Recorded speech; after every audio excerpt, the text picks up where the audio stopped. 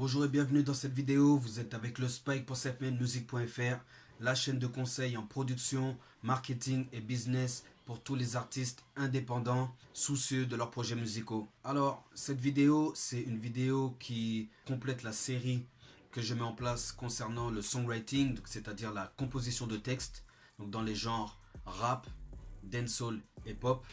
Et dans les vidéos précédentes, nous avons vu les éléments qui composaient une bonne chanson, c'est-à-dire le refrain, le couplet, le bridge, l'introduction, l'introduction.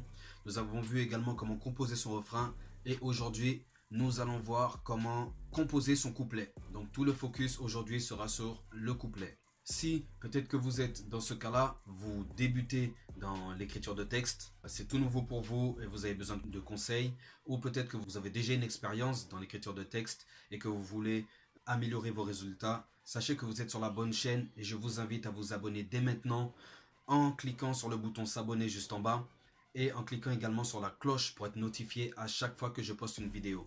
Donc, 1 à 2 fois par semaine. Donc, comme je vous l'ai dit, aujourd'hui le focus sera sur le couplet. Comment rendre votre couplet attrayant, comment développer les idées dans vos couplets, et surtout comment faire en sorte pour que votre couplet intègre votre morceau et qu'il soit homogène et l'intégralité de votre morceau soit mémorable par la suite. C'est parti, go! Selfmademusic.fr. Donc ça y est, vous êtes dans la situation où vous avez déjà votre refrain, vous avez pensé à votre refrain, vous avez plein d'idées en tête de ce que vous avez à dire dans votre morceau. Et vient le moment où il faut entamer l'écriture des couplets. Et lorsqu'il faut écrire l'écriture de couplets, on s'attend justement à faire donc la plus grosse partie de la composition de votre son. Comme on avait dit dans la vidéo précédente concernant le refrain c'est une petite partie répétée 3 fois ou plus dans votre morceau. Là, le couplet, ça va être, en fonction des genres, ça va être 2 à 3 couplets par morceau. Donc, malgré que ça soit 1 ou 2, voire 3 couplets par morceau, ça représente 50% autant que le refrain. Enfin, environ, hein, pour faire un ratio, je dirais même c'est 40%, 40%. Ensuite, on a l'intro et l'introduction qui font 10% chacun, on a un 100%. S'il n'y a pas de bridge. Mais c'est bien pour vous montrer quel est le poids du couplet dans votre morceau. Donc maintenant, la chose qui est importante à savoir, c'est quel est le rôle de votre couplet. Quel est le rôle du couplet? Alors, si vous avez déjà commencé par écrire votre refrain, que vous avez déjà votre refrain, ça voudrait dire que vous avez déjà le thème et le sujet que vous allez aborder tout au long de votre morceau. Alors dans ce cas-là, si vous avez déjà ça, vous devriez pouvoir déterminer une histoire en relation avec le sujet que vous voulez aborder.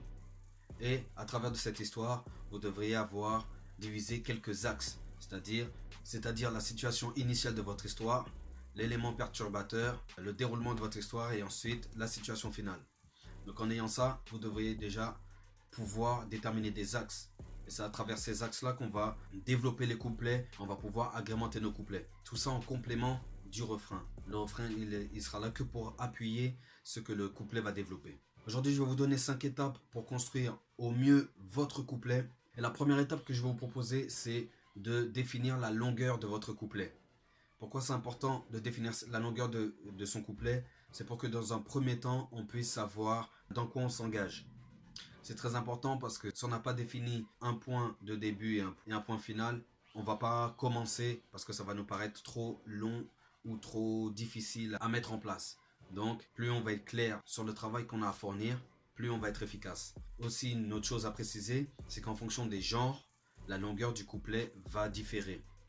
Je vous donne un exemple. Dans le rap, un couplet, c'est 16 mesures. Le standard, c'est 16 mesures. Dans le dancehall, le standard, ça va être 8 mesures. Dans la variété ou la pop, ça va varier. Ça peut être entre 4 mesures ou 8 mesures, un couplet. Donc bien sûr, je vous ferai une vidéo sur ce qu'est une mesure pour bien comprendre cette unité et savoir comment on peut décomposer une chanson grâce à cette unité. Donc je vous fais une vidéo et je vous mettrai le lien juste au-dessus pour que vous puissiez, enfin je sais pas où dans la vidéo, en tout cas juste au-dessus pour que vous puissiez vous y référer. Mais en tout cas, sachez que il y a une chose importante, c'est de mesurer la longueur de votre couplet. Savoir si c'est un 16 mesures, si vous êtes dans le rap, ça peut être un 16 mesures, un 12. Dans le dancehall, 8 mesures ou 12 parfois. Mais en général, les standards, ça va être 8 mesures. Variété, rock, pop, 8 ou 4 mesures. Donc à vous de voir, à vous de vous renseigner dans le genre que vous désirez vous exprimer. Mais les standards, je vous les ai cités. Alors une fois que vous avez défini la longueur de votre couplet, vous savez à peu près la structure de votre morceau. Vous savez que vos couplets comptent 16 mesures ou 8 mesures ou alors 4 mesures. Une fois que vous avez ça, vous devez définir les axes. Les axes que vous allez exploiter durant vos couplets. Je m'explique et je donne un exemple. Comme on en a parlé précédemment au début de la vidéo, et si vous avez développé, vous avez déjà votre refrain ou des idées de ce que vous avez à dire dans vos morceaux, dans votre morceau, vous devriez avoir une story, une histoire à raconter et donc différents axes. Alors le premier couplet serait le couplet où vous présentez une situation initiale, où vous racontez le début de l'histoire et ce premier couplet pourrait se terminer par un élément perturbateur. Et là, ce serait le premier axe de votre histoire. Le deuxième couplet, il développerait la problématique du sujet que vous voulez développer, tout en vous amenant petit à petit à la situation finale. Donc là, vous avez l'axe du premier couplet et l'axe du deuxième couplet. Si on prend un thème concret qui serait, nous sommes sur Self-Made Music, qui serait de concrétiser ses rêves, on pourrait parler dans un premier temps de la situation dans laquelle on se trouve aujourd'hui. On a l'élément perturbateur ou déclencheur, c'est-à-dire on s'est rendu compte que ce n'était pas la situation dans laquelle on espère être. Et donc on se remet en question et on cherche à mettre de nouvelles habitudes en place. Par exemple, ça serait l'idée à développer dans le premier couplet. Donc le premier axe. Deuxième axe, ça serait je sors de ma zone de confort, c'est difficile, il y a pas mal de nouvelles choses à mettre en place, mais au moins j'atteins tel ou tel résultat. Et ça serait le deuxième axe illustré par votre deuxième couplet. Donc très important de définir les axes en fonction de votre refrain et pour qu'il y ait une suite logique et chronologique dans votre morceau. Tout ça pourquoi? Pour capter l'attention de votre auditeur et qu'il puisse suivre de manière passive et toujours être dans l'ambiance, la vibes et savoir que vous l'emmenez quelque part. Tout ça pour continuer à maintenir l'attention et l'intérêt de votre auditeur durant le couplet en attendant le refrain. Vous voyez? Donc il faut qu'il y ait une suite logique, il faut qu'il y ait une avancée. C'est important que l'auditeur avance avec vous tout au long du morceau. Voilà pourquoi développer les axes est quelque chose de primordial dans l'écriture d'un couplet. Le troisième point sur lequel vous devriez vous focaliser pour pouvoir réussir votre composition de texte, c'est la mélodie ou le flow de vos couplets. Alors qu'est-ce que j'entends par les mélodies ou le flow? C'est la manière dont vous allez délivrer les paroles de votre morceau, comment vous allez les prononcer, les articuler, avec quelles notes. Donc si vous avez, dès le début de cette vidéo, on est parti sur la base où vous aviez déjà votre refrain. Ce qui serait intéressant d'avoir, c'est d'avoir deux couplets avec des flows ou des mélodies différentes, mais qui soient homogènes avec la mélodie du refrain. Voilà où résidera le défi dans la composition du couplet. Ce sera vraiment à ce niveau-là, c'est que vous devez avoir des flows différents de votre refrain, mais qui restent dans l'homogénéité de l'ensemble de votre morceau. Alors bien sûr, vous n'allez pas garder le même flow durant tout le couplet. Alors ce que je vous propose pour pouvoir dynamiser votre couplet, c'est de trouver des dérivés de votre mélodie de couplet. Vous vous concentrez sur un seul couplet, vous avez trouvé le flow principal de votre couplet. À côté de ça, vous trouvez des dérivés. Et ces dérivés, vous allez les utiliser à peu près toutes les 4 mesures. Sachant que c'est 16 mesures, vous allez utiliser 4 mesures avec un flow, 4 mesures avec un autre, 4 mesures avec encore un autre, et vous allez exécuter les 4 dernières mesures avec un dernier dérivé de votre flow principal. Donc, pour un couplet rap, vous avez 16 mesures dans un couplet, alors toutes les 4 mesures, vous changez de flow, ça vous fait un flow principal et 3 flows dérivés. C'est une manière d'aborder la chose de façon très simple et très basique. Au fur et à mesure, vous allez développer des compétences, de nouvelles compétences pour pouvoir dynamiser autrement. Mais si vous partez sur cette base, vous aurez déjà quelque chose d'évolutif dans votre couplet. Le deuxième avantage également, c'est que en décomposant votre couplet en 4 x 4 mesures, ça sera beaucoup plus simple pour vous dans l'écriture. Vous vous concentrez à chaque fois sur 4 mesures à la fois, 4 mesures à la fois, avec un flow différent. Et ainsi, vous allez construire aisément, facilement votre couplet. Donc une fois que vous l'avez fait pour le premier couplet, je vous invite à le faire La même chose pour le deuxième couplet. Trouvez un flow principal pour votre deuxième couplet et ensuite en trouver 3 autres ou plus que vous allez décomposer, intégrer à votre deuxième couplet. Le quatrième élément qui va vous mener à la réussite de la composition de votre couplet, c'est d'installer des temps forts dans votre couplet. Alors, qu'est-ce que j'appelle un temps fort dans un couplet? C'est les choses que votre public vont retenir et qui ne sont pas dans le refrain. Comme je vous l'ai dit, que je répéterai sûrement souvent dans toutes ces vidéos liées à l'écriture de texte, notre but principal est de capter l'attention des gens, la maintenir, susciter l'intérêt durant le morceau et jusqu'à la fin du morceau, voire même après, pour favoriser la réécoute du morceau. Et pour cela, il faut faire en sorte qu'on mette le maximum d'éléments accrocheurs, sans trop blinder notre morceau de fantaisie. Il faut être très précis. Donc, mettre des temps forts. Les temps forts, où est-ce que je vais les placer par exemple? De la même manière que notre couplet soit un couplet de 16 mesures ou de 8 mesures ou de 4 mesures, les temps forts, moi, de mon expérience, de ce que j'étudie, et même vous pouvez faire la recherche par vous-même en écoutant les morceaux de vos artistes préférés, les temps morts importants sont l'entrée dans le couplet et la sortie du couplet. Parce que vous rentrez dans le couplet, les premiers mots que vous allez prononcer dans le couplet sont très importants pour donner la direction et le ton que vous allez prendre pour la suite de votre morceau. Si je peux vous donner un exemple, le morceau de Booba, j'ai oublié le titre, je vous mets le titre en descriptif, où il dit dans son premier couplet, il rentre en disant « Fuck you, fuck la France, fuck Dominique ». Temps fort. Ça veut dire que même si on ne retient pas l'ensemble du couplet, en tout cas ça vous l'avez retenu.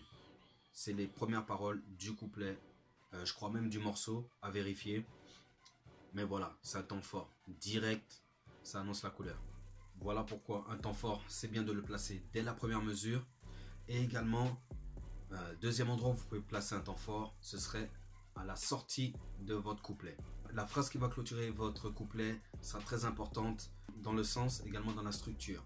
C'est-à-dire, votre dernière phrase doit marquer le point final de votre couplet et doit introduire votre refrain de la manière la plus pertinente possible. Voilà. Et même dans la structure, dans la manière dont vous allez prononcer, dans le flow, dans la longueur de la phrase, il va falloir que votre dernière phrase laisse la place à l'arrivée du refrain.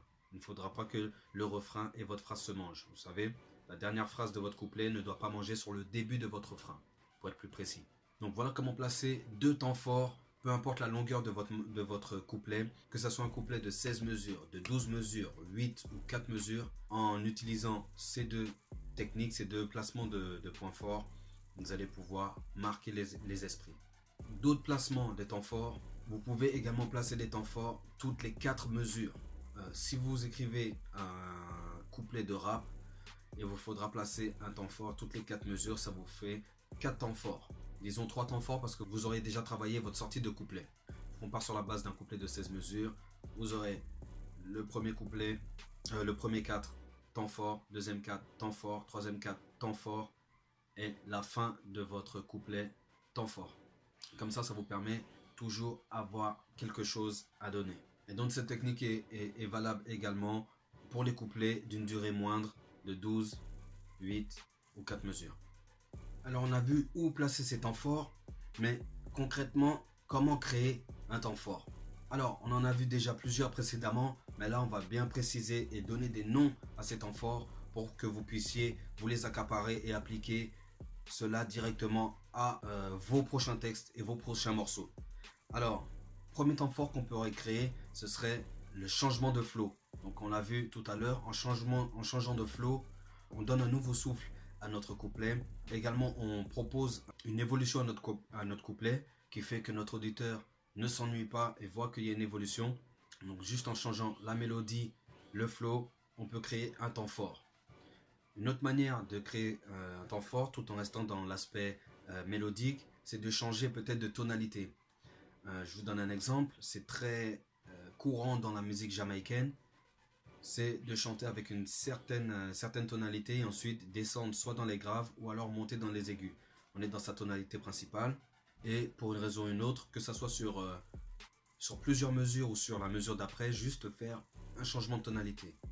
Imaginons, je vous donne un exemple, je développe mon langue cause, Faut lever l'angle, tu veux qu'on se pose.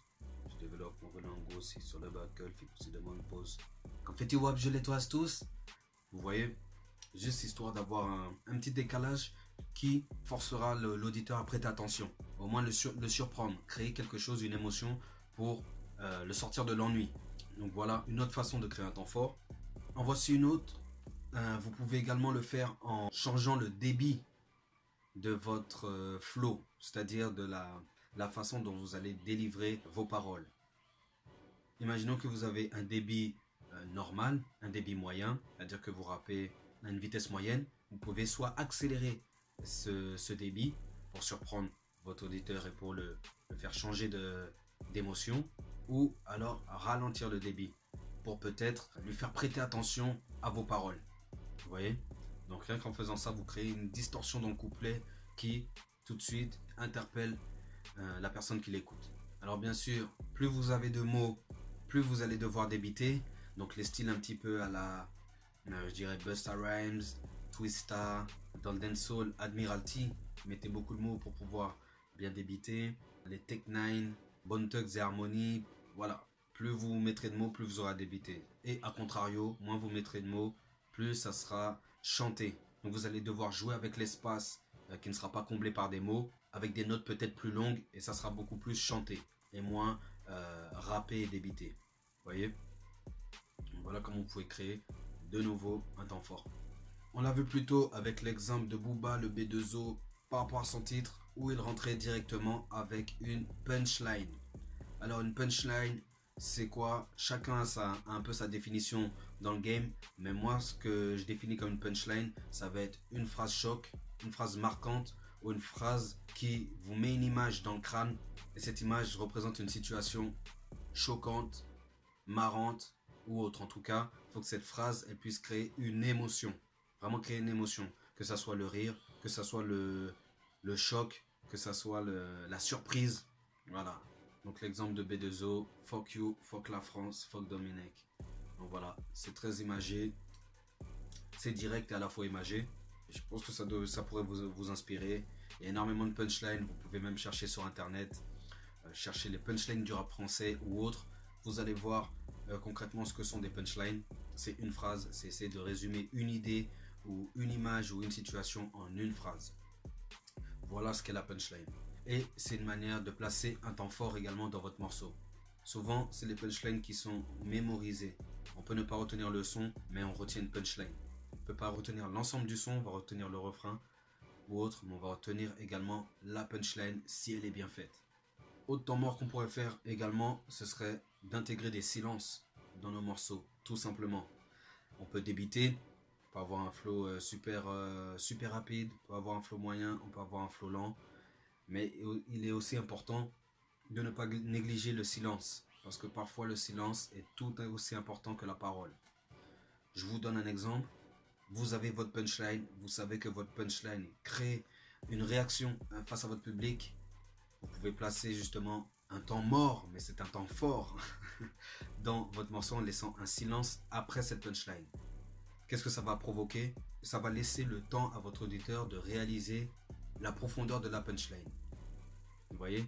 Comme ça, vous n'enchaînez pas avec une autre idée qui parasiterait cette idée qui est déjà forte, puisque c'est un temps fort de votre morceau. Donc voilà, je vous ai présenté différentes façons de mettre en place un temps fort dans votre morceau. Il y en a encore, c'était une liste non exhaustive. Vous pouvez faire intervenir, je sais pas, des gens également dans votre morceau, une voix extérieure dans votre morceau. C'est une autre manière de le faire. Le principal, c'est que vous ayez cette notion de concept de temps fort à placer dans votre couplet pour toujours maintenir l'intérêt de votre auditeur.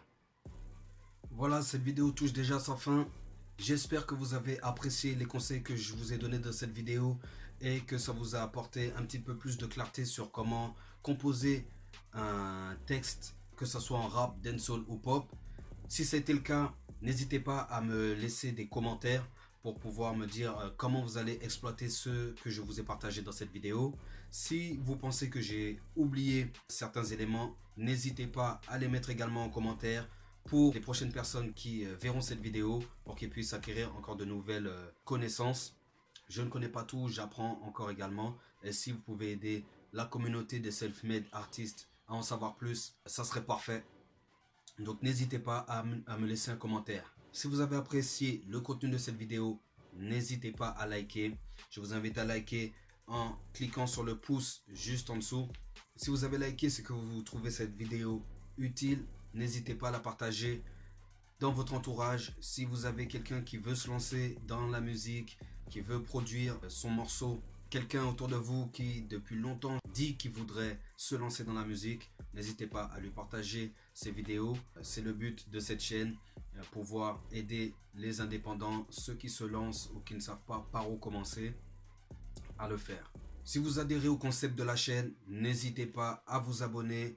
Je vous invite également à cliquer sur la cloche pour être notifié à chaque fois que je sors une vidéo, c'est-à-dire 1 à 2 fois par semaine, pour vous aider, vous, à être un artiste meilleur et à développer vos projets musicaux. Cela étant dit, je vous remercie. J'espère vous voir dans une prochaine vidéo. Pour ceux qui veulent aller plus loin, n'hésitez pas, juste en bas en description de cette vidéo, je vous ai laissé un lien pour avoir 1 heure de formation gratuite concernant la composition de texte. En entrant votre adresse email, vous avez accès directement à la première vidéo. Et donc pour les plus motivés, je vous retrouve de l'autre côté. Pour les autres, je vous remercie pour votre attention et je vous dis à très très vite pour une prochaine vidéo. Allez mes self-made, go! Selfmademusic.fr